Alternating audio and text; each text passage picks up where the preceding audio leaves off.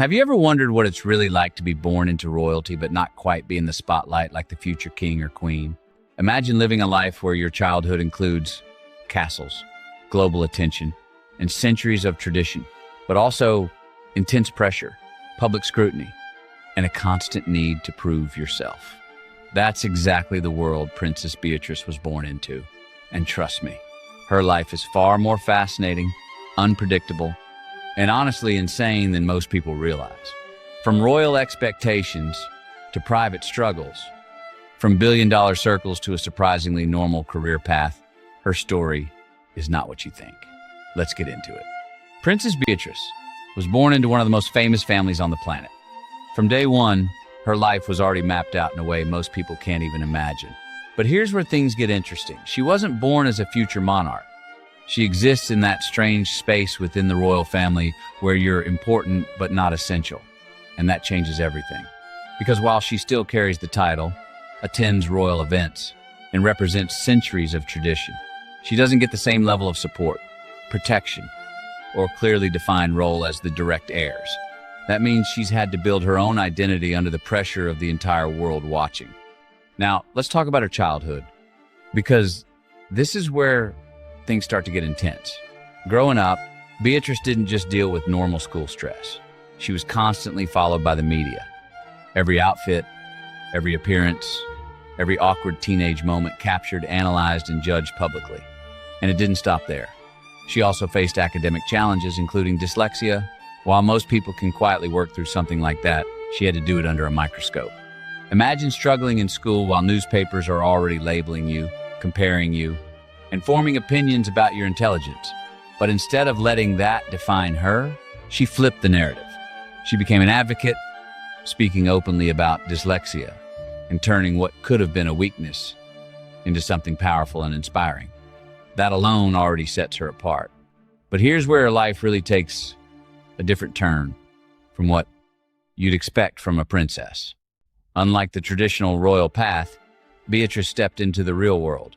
She didn't just attend events and wave from balconies, she built an actual career. She worked in business, technology, and strategy, not as a figurehead, but as someone actively contributing. She's been involved in major companies, working behind the scenes in roles that require intelligence, adaptability, and serious skill. Think about that for a second.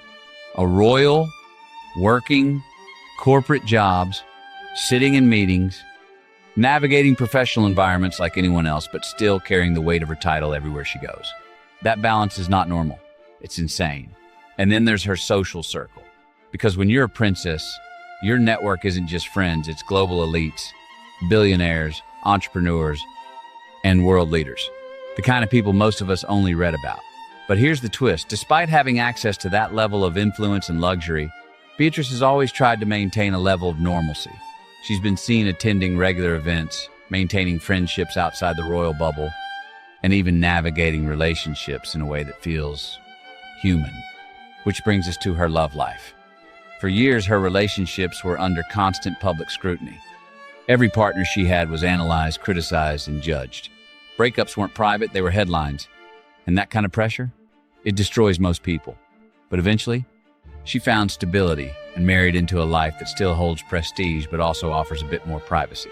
Even her wedding was unconventional. Instead of a massive, globally televised royal spectacle, she opted for something smaller, more intimate. It was a rare moment where a royal chose simplicity over grandeur, and it shocked people because it showed something real. But not everything in her life has been glamorous or controlled. Her family has gone through major controversies, public scandals, and intense media storms. And even though she isn't directly responsible for those situations, she still feels the impact. That's the hidden side of royal life people don't talk about. You don't just carry your own reputation, you carry your entire family's history, mistakes, and public perception. And there's no escape from it. So what makes Princess Beatrice's life truly insane isn't just the wealth, the title, or the connections. It's the constant duality. She lives between two worlds, royalty and reality. She has to follow traditions that are centuries old, while also adapting to a modern world that demands authenticity and independence.